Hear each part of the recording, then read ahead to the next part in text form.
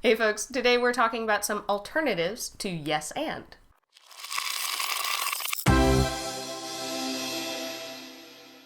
In one of our earlier videos, I think it was me, it might have been you, go watch the video and find out, we talked about the concept of yes and. This is pretty familiar to, I think, most players, and it comes from the world of improvisational acting. But I guess a quick recap.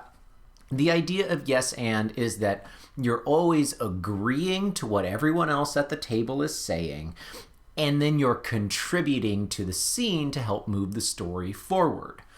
So it could be something where my barbarian grabs the halfling thief by the back of the neck and picks you up and says, "Are you ready for this one?" and gets ready to throw her. And I say yes and pull out my knife and go, "Throw me at the guy!"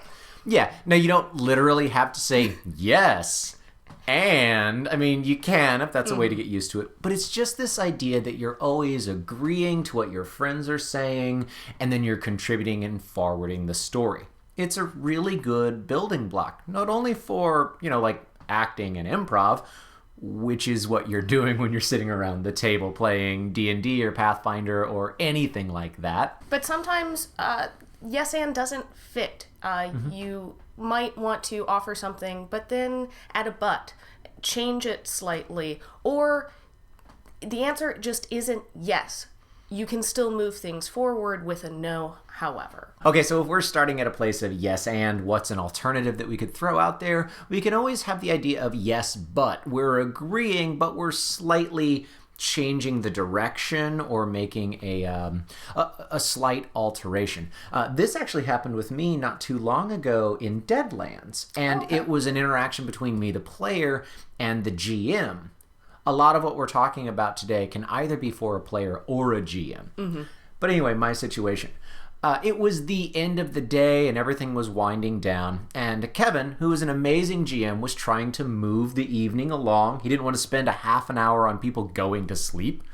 And so he just said, "All right, you guys all wind down for the evening. You find your way back to your rooms."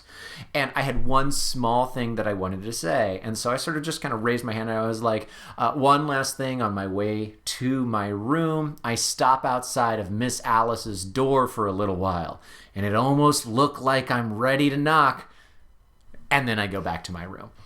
I didn't take up a bunch of time. I didn't tell my GM, "Oh no, you're wrong. That's not what my character does." I agreed that I was going to bed, but I had one small thing I wanted to do before I followed the string. The string? I said that weird. Before I followed the string of the story. That's one example of a yes, but. And for a GM, you're going to probably use yes but a lot. I found when I GM'd, I used that idea, especially when somebody just barely succeeded on a check, or they were trying to do something and the way that they did it added a new complication. It's like, yes, you accomplished this. You broke into the house, but you weren't stealthy enough and somebody heard you and has called the city watch. So you're in, but you only have a short amount of time before the authorities arrive. And there are some systems that actually build this in. I know that Shadowrun has the idea of a complicated success and complicated failures and things like that. You're not negating what your players are doing, and you're not telling your other players, you're not telling your GM, "I don't want to do what you're doing." You're just saying, yeah, this is what's going on, but there's something else that's happened. Now, there are times where you're not going to agree. Either your character's not going to do what had been set up, or you as a player, like, "I don't want to go down this road. I still want to keep the story moving forward." And those are great times to use no but. I actually got first introduced to it in improv as a great way of taking a situation, because as a woman in improv, especially 15 years ago, oftentimes there would be a little bit of sexism, so it was a way of taking it and kind of turning it on its head and going, no, I'm not going to do this, but we're going to move the story forward and flip things around. And I think that this is also a really great chance to put in a little thing like we normally talk about, the idea of consent in your gaming and not taking things too far, and you're allowed to say no. If some other player at a pickup game, or even if it's someone you've gamed with a lot, does something you're not comfortable with, someone else says, oh yeah, my character throws their gun to the side and grabs you and gives you a deep and passionate kiss. If you're uncomfortable with something, you don't owe it to anybody at the table to allow yourself to be made uncomfortable. Sometimes you get to say no. And maybe that then needs to be a conversation, respectful, honest, maybe even in private between you and the other player or you and the GM. So yeah, it's important to say that. But sometimes it's not that heavy. It's not that big of a deal. You're just slightly diverting things. And so it's that idea of a no but. You had something similar to this when we were at Gen Con a few years ago. It was like, oh, I throw a lasso around the young little girl and I pull her in. And you were like, no. No, that doesn't happen. Yeah, I was like, no, I jump out of the way and allow the lasso to like grab so it was the like, you're still doing that action. I am taking the initiative to, so it wasn't a solid no but that was the idea behind it. I was saying no, continuing with like, hey, there's a pole behind me that it grabs onto. And that really does fit in the situation. And this was a time where we were gaming with a bunch of people we didn't know at a convention for a pickup game. And you found a way to set a limitation on another player by saying no, but you as the player, they still got to accomplish what they wanted. I think it's a great no but. And then that player didn't try some, oh, you're a poor, helpless little girl. They didn't try that anymore. They picked up on that nice little social cue. No, but the scene continued. Yeah, so it can be a way as a player or game master to help kind of set where your boundaries might be as a player. It also can be a lot lighter.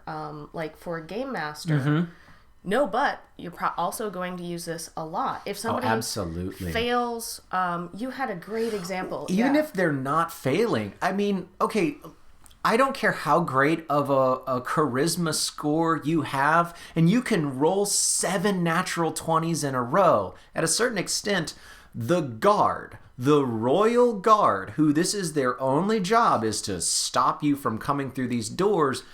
I'm sorry, but it doesn't make sense that they would just be like, oh gosh, you're such a charming bard, go right on in. That doesn't make sense. And I get it. I get that we're at the mercy of the dice and that we have these statistics, but that just doesn't make sense. So as a GM, you should feel free to be able to say no. But in order to reward the good role play and acknowledge the high scores and acknowledge the luck of a 20, natural 20, maybe the guard is just kind of like, you need to get out of here. And as you all walk away, as a GM, you can say, you notice somebody that's kind of been watching you and they wave you over and they're like, hey, I saw that you were trying to get past that guard. He's a real pain in the butt sometimes.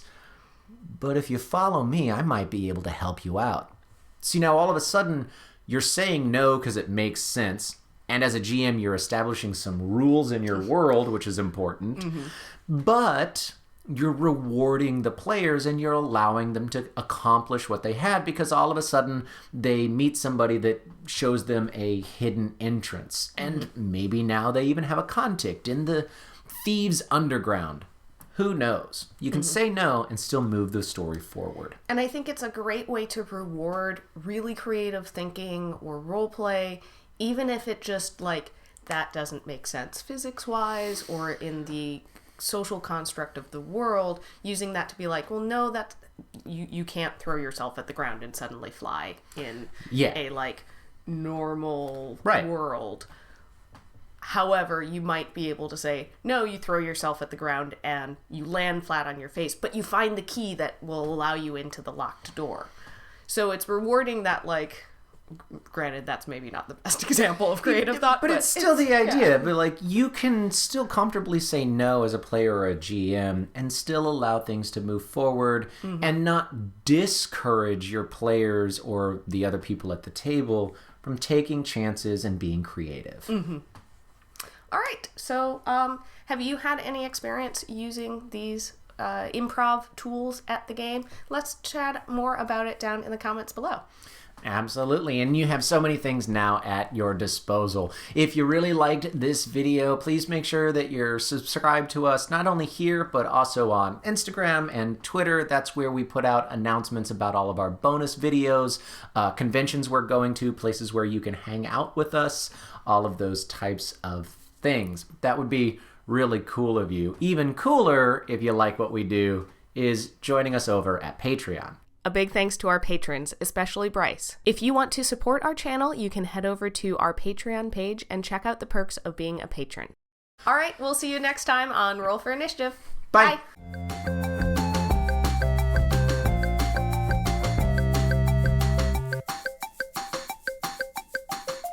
Hi. Baby. Right. Okay, I'm famous now.